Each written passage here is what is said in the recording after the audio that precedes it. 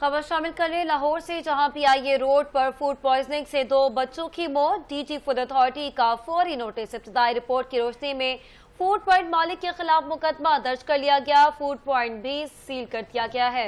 आपको अपडेट करते चले, लाहौर में PIA रोड पर फूड पॉइजनिंग से 2 बच्चों की मौत। आपको अपडेट कर रहे हैं कि लाहौर में PIA रोड पर फूड पॉइजनिंग से 2 बच्चों की मौत का ये मामला है। DG फूड अथॉरिटी का इस हवाले से उन्होंने नोटिस लिया। इब्तदाई रिपोर्ट की रोशनी में फूड पॉइंट मालिक के खिलाफ मुकदमा दर्ज कर लिया गया। फूड पॉइंट सील कर दिया गया है। जानब से बयान जारी किया गया है कि वालिदैन की जानब से 2 बच्चों का मुकम्मल इलाज मुआवजा ना करवाने पर वफात हुई। एक बच्चा सेहत याब है। हॉस्पिटल इंतजामिया के बेहद असरार पर भी 2 बच्चों को दाखिल ना करवाया गया।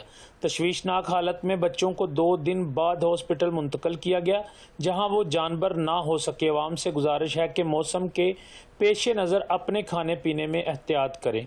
कै मतली पेट दर्द की सूरत में फौरी डॉक्टर से रजू करें। नमकोल वाले पानी का इस्तेमाल करें।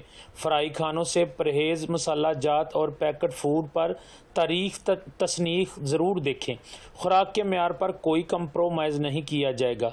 ज़ीरो टॉलरेंस है। खुराक से मुतल्लक किसी भी किस्म की शिकायत की सूरत में 1223 पर कॉल करें। ये बयान तो जारी हुआ फूड अथॉरिटी की जानब से। दूसरी तरफ शहरियों का कहना है कि लाहौर भर में गंदगी से भरे फूड पॉइंट बंद किए जाएं। जिन लोगों ने बगैर ढांपे सड़कों पर ओपन खाने रखे हैं और अवाम वो मुजरे सेहत खाना खा रही हैं, जब ऐसे पॉइंट्स बंद करवाए जाएंगे तो फिर ऐसे वाक़या रूनुमा नहीं होंगे। अगर ये हादसा होने से पहले इस पॉइंट को बंद किया होता तो कीमती जान बच सकती थी। कैमरामैन गुलाम हुसैन के साथ सैयद शहबाज, 7 न्यूज़, लाहौर।